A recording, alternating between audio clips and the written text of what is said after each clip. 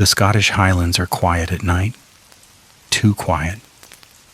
The moor stretches endlessly in every direction, a rolling sea of dark heather, ancient stones, and whispered winds. But tonight, something else moves in the fog. Gavin MacLeod had driven this road 100 times growing up. It was supposed to be simple. A short detour across the moor road, then back home before midnight.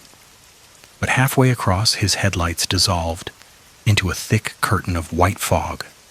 Sudden, heavy, wrong. He slowed to a crawl.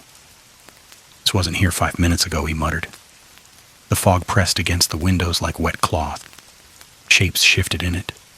Tall, thin forms that vanished the moment he focused on them. The radio crackled, then hissed. Static swallowed the speakers. Gavin's breath fogged in front of him as the temperature dipped sharply. Then, ever so faintly, he heard it. A scrape along the outside of the car. He froze. The engine sputtered, coughed, and died. All at once, every warning light flickered, dimmed, and then faded to black, as if the fog itself were pulling the power out of the vehicle. Gavin swallowed hard. He checked his phone. No signal, no GPS. No way to call for help. The silence outside was suffocating.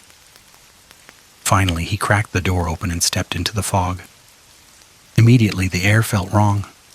Thick, warm, almost breathing against his skin. His footsteps made no sound. Even the wind seemed to avoid this pocket of the moor.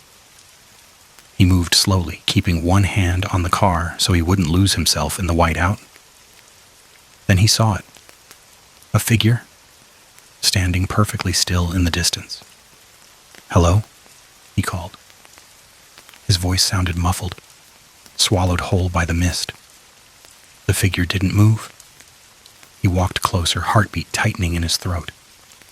The shape sharpened, grew clearer, and wasn't a person at all. It was a standing stone, one of the ancient markers scattered across the moor.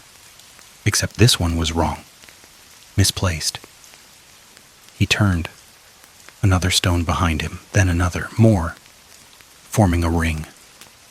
A stone circle that hadn't been there moments before. The air thickened again, and then, from the center of the circle, something breathed. Long, slow, and wet. Gavin staggered back. The fog behind him thickened into a wall, pushing him closer to the stones. The breathing shifted, now on his right, now behind him, now directly above him. He spun around, but there was only fog.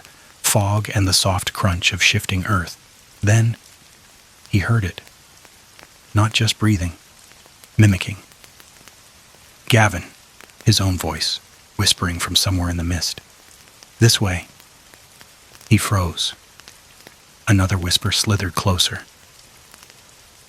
"Every footprint stays."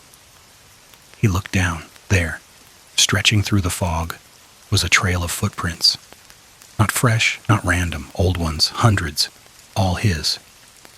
Layer upon layer of footprints, his entire history across this moor, pressed into the ancient soil, as if something had been watching him, tracking him, remembering him. The fog shifted again, and the silhouette emerged. Tall, too tall. Limbs stretched long like twisted branches, a head bent at impossible angles. Its shape wavered, half solid, half mist. But its eyes were Gavin's. The creature leaned in, bending unnaturally close, and whispered in his exact voice, "Leave the moor, but you never left." The footprints around him shuddered. The earth softened under his boots. Then, like wet sand, the ground opened.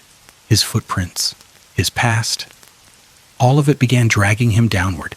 Hands, cold, fog-soaked, clamped around his ankles. His legs sank, his waist, his chest. He clawed at the air, but the mist had weight, pressure, intention. He gasped one last breath, and the creature's face split open into a grin made entirely of shifting white mist. Then he was gone, swallowed into the moor, and into the fog that had watched him all his life. By sunrise, the fog had lifted. Farmers driving the early road found Gavin's car on the roadside. Door open, engine running smoothly again. But the seat was empty. Just a puddle of cold water where he once sat. And outside the car, a line of footprints led onto the moor, before simply stopping, as if he had dissolved into the mist. Well, that's why you never wander into a Scottish moor thick with fog, because out there, the mist remembers every step you take, and one night it may just take you back with it.